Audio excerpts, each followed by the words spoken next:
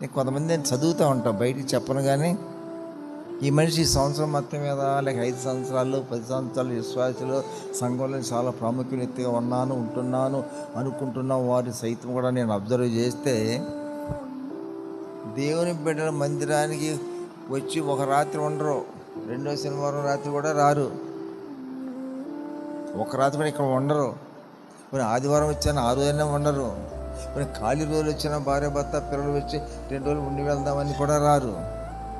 దేవుని బిడ్డల మందిరం, దేవుని బిడ్డల దగ్గరికి వెళ్ళి ఒక రోజు ఉందాం, 2 రోజులు ఉందాం అని అవకాశాలకు వస్తానంటే లేవా అన్నయ్య?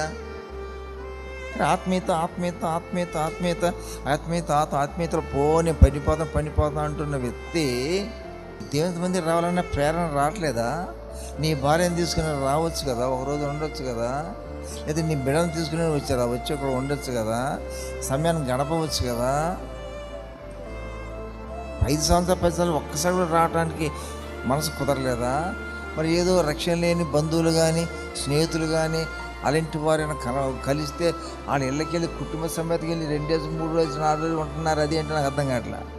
ఎలా సాధ్యమవుతుంది?